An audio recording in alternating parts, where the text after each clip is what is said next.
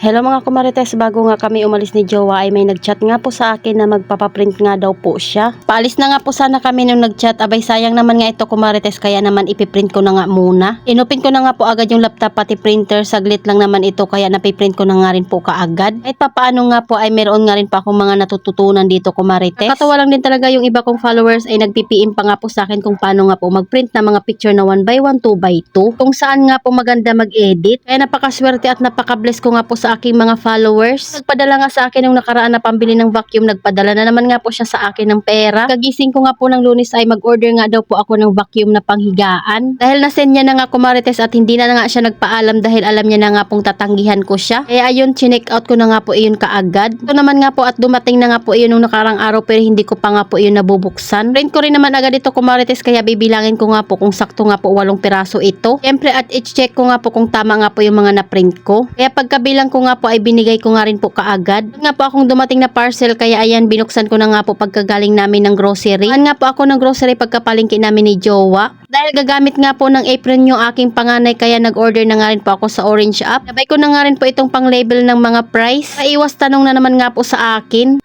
Ito at tuwang-tuwa nga ako kumarites pero hindi ko pa nga po ito nalalagyan lahat yung mga paninda dahil marami pa nga po akong gagawin. Abay kung yung ibang nanay ay tulog na, ito ako at naglilinis pa ng tindahan. Nagawa pa ng yelo at mag-aasikaso pa nga ng uniform ng mga anak. Dali lang naman maglipat ng price kumarites dahil hihilain mo nga lang yan at iikot-ikutin. Hanapin mo nga lang po yung katumbas na numero doon sa price ng iyong paninda. Kung hawak mo na ito kumarites ay madali lang naman sundan. Pero kung hindi mo nga kayang buuhin ay pwede ka naman magtingin sa shop kung saan mo binili iyan. Napakadali lang talaga nitong buuhin kumarites. Alam kung kayang-kaya nyo nga iyan. Dahil nangangapa ako kaya ayan medyo nahihirapan pa ako dyan. Pero mga ilang ulit ko nga pong ginawa iyan abay nakasanayan ko na nga rin pong gamitin. Tingnan nyo naman at kayang-kaya ko na nga po talaga magpalit ng price dyan.